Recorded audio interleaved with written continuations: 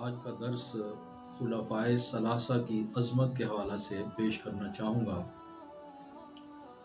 خلفائے ثلاثہ سے مراد اسلام کے پہلے 3 خلیفے ہیں، یعنی حضرت ابوبکر صدیق رضی اللہ عنہ، حضرت عمر فاروق رضی اللہ عنہ، حضرت سیدنا عثمان غنی رضی اللہ عنہ۔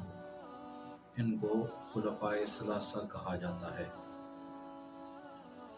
ان عظیم ہستیوں کی عظمت اور مقام و مرتبہ کے حوالہ سے آج کے اس پرفتن دور میں ملت اسلامیہ کے نوجوانوں کے ذہنوں میں ایک انتشار کی صورتحال پیدا کی جا رہی ہے۔ تو میں چاہوں گا کہ اپنے متعلقین، سامعین اور ناظرین کو اس حوالہ سے مختصراً وضاحت پیش کر دوں۔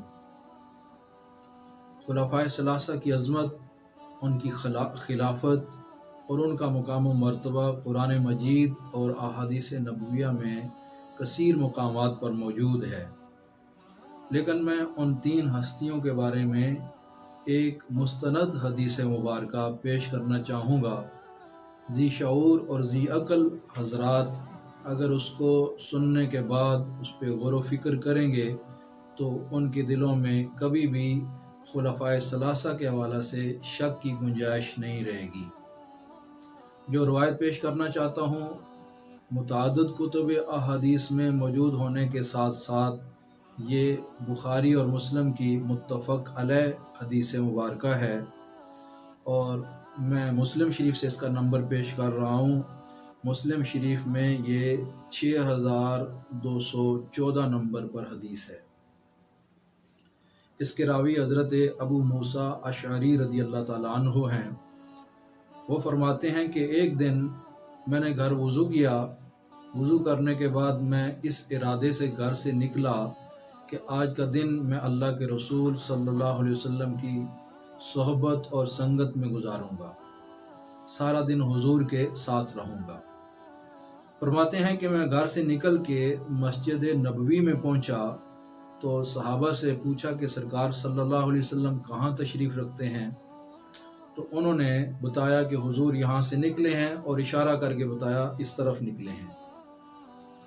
حضرت ابو موسیٰ اشعری رضی اللہ تعالیٰ عنہ فرماتے ہیں کہ میں سرکار صلی اللہ علیہ وسلم کے قدموں کے نشان دیکھتے دیکھتے آپ کے پیچھے نکلا تو میں بیر عریس میں پہنچا تو وہاں نبی کریم صلی اللہ علیہ وسلم تشریف فرما تھے۔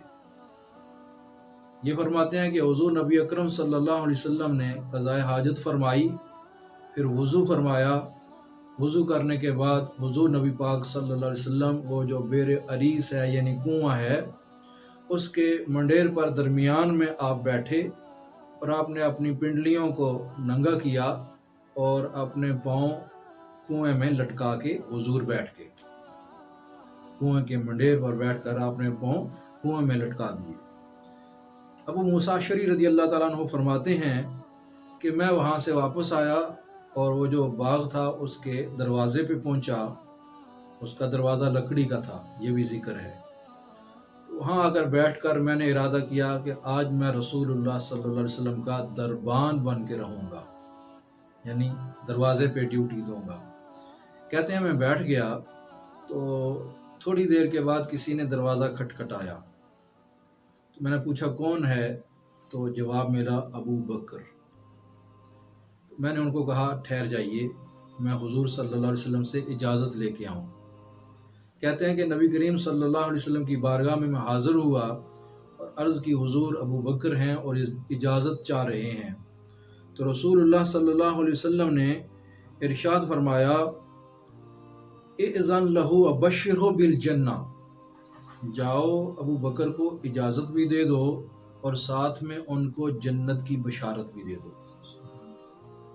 آپ فرماتے ہیں میں واپس آیا اور حضرت ابو بکر رضی اللہ عنہ کو کہا کہ حضور اجازت دے رہے ہیں اور ساتھ میں رسول اللہ صلی اللہ علیہ وسلم آپ کو جنت کی بشارت دے رہے ہیں۔ یہ آئے اور نبی کریم علیہ السلام کے دائیں طرف اسی منڈیر پر بیٹھ کر ایسے ہی انہوں نے بھی اپنی ٹانگیں اپنے پاؤں کنویں میں لٹکا دیے اور حضور کے دائیں طرف بیٹھ گئے۔ ابو موسیٰ اشعری رضی اللہ عنہ فرماتے ہیں پھر میں دروازے پہ آ گیا تو میرا بھائی جب میں گھر سے آیا تھا تو وضو کر رہا تھا اور اس نے کہا تھا میں آپ کے پیچھے آتا ہوں۔ تو اب میں بیٹھا یہ سوچ رہا تھا کہ اگر اللہ میرے بھائی کے بارے میں بھلائی کا ارادہ فرمائے تو امید ہے کہ وہی آئے گا اب۔ لیکن فرماتے ہیں دروازے کو دستک ہوئی تو میں نے پوچھا کون ہے، تو جواب آیا عمر۔ تو میں نے کہا ٹھہریے، حضور کی بارگاہ سے اجازت لے کے آتا ہوں۔ سرکار کی بارگاہ میں پہنچ کر میں نے عرض کی حضور عمر اجازت چاہ رہے ہیں۔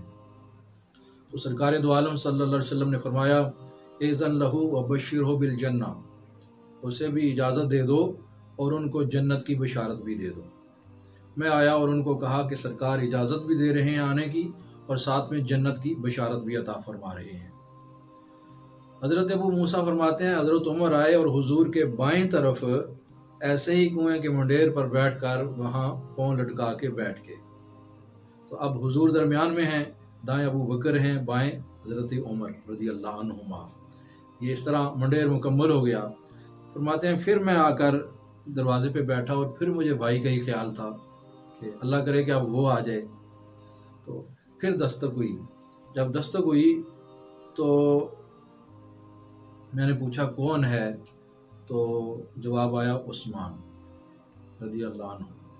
میں نے کہا ٹھہریے، میں حضور کی بارگاہ میں حاضر ہوا تو نبی کریم صلی اللہ علیہ وسلم نے فرمایا اذن لہ وبشرہ بالجنہ مع بلوى تصیبہ۔ نبی کریم علیہ السلام نے فرمایا جاؤ ان کو اجازت دے دو اور ان کو بھی جنت کی بشارت دے دو، لیکن ایک مصیبت کے ساتھ جو ان کو پہنچے گی۔ تو میں آیا، حضرت عثمان رضی اللہ عنہ کو اجازت دی اور کہا کہ حضور آپ کو جنت کی بشارت دے رہے ہیں ایک مصیبت کے ساتھ جو آپ کو پہنچے گی۔ تو جناب حضرت ابو موسیٰ اشعری رضی اللہ تعالیٰ عنہ فرماتے ہیں حضرت عثمان آئے اور اب وہاں سے منڈیر مکمل ہو چکا تھا، تو یہ اس کنویں کے سامنے والے کنارے پر ان رسول اللہ صلی اللہ علیہ وسلم اور آپ کے صاحبین کے سامنے منڈیر پر آ کے بیٹھ گئے۔ تو یہاں حضرت سعید ابن مسیب رضی اللہ عنہ فرماتے ہیں کہ یہ جو بیٹھنا تھا نا، اس سے ہم تعبیر لیتے ہیں ان ہستیوں کے مزارات کی، کہ درمیان میں حضور کا مزار ہے، دائیں طرف حضرت ابو بکر، بائیں طرف حضرت عمر اور سامنے جنت البقیع میں حضرت عثمان رضی اللہ عنہما۔ تو یہ منڈیر مکمل ہو گیا۔ تو اب اس حدیث مبارکہ میں آپ نے سن لی حدیث، لیکن اس پر غور کرنا ہے، تدبر کرنا ہے، تفکر کرنا ہے کہ جیسے کہ مخالفین کہہ رہے ہیں کہ حضرت ابو بکر، حضرت عمر، حضرت عثمان رضی اللہ عنہم ان لوگوں نے جناب خلافت بھی غصب کر لی، جائیدادیں بھی غصب کر لیں اور حضرت علی اور اہل بیت کے ساتھ انہوں نے زیادتیاں کیں۔ تو یہاں پر اگر غور کریں تو رسول اللہ صلی اللہ علیہ وسلم حضرت عثمان کے بارے میں فرما رہے ہیں کہ ان کو جنت کی بشارت دو اور ساتھ میں یہ بھی بتاؤ کہ ان کو ایک مصیبت آئے گی۔ تو اگر نبی کریم صلی اللہ علیہ وسلم کو حضرت عثمان کے دور میں جو ان کی شہادت سے پہلے مصیبت آنی تھی وہ نظر آ رہی تھی، تو کیا رسول اکرم صلی اللہ علیہ وسلم کو یہ نہیں نظر آ رہا تھا کہ یہ تینوں خلیفے جو ہیں یہ حضرت علی کے ساتھ یا اہل بیت کے ساتھ زیادتیاں کریں گے؟ تو اگر انہوں نے زیادتیاں کرنی تھیں اور انہوں نے ایمان پر قائم نہیں رہنا تھا اور ان کی خلافتیں برحق نہیں تھیں، تو رسول اللہ صلی اللہ علیہ وسلم ان کو جنت کا سرٹیفکیٹ کیوں دے رہے ہیں؟ تو بڑی قابل غور بات ہے۔ اگر اس پر بندہ غور کر لے تو حضور جو جنت کی بشارت دے رہے ہیں ایسے نہیں دے رہے ہیں کہ آج کہا جنتی ہو گیا اور کل کہا کہ نہیں اس کا تبادلہ ہو گیا، یہ نہیں ہے۔ رسول اللہ صلی اللہ علیہ وسلم کی زبان سے جو نکل گیا وہ ہو گیا۔ لہذا حضور جب ان کے بارے میں جنتی ہونے کا سرٹیفکیٹ جاری کر رہے ہیں تو حضور یہ بتانا چاہ رہے ہیں کہ یہ تینوں خلفاء برحق ہیں۔ تو اس پر ہمیں غور کرنا ہوگا۔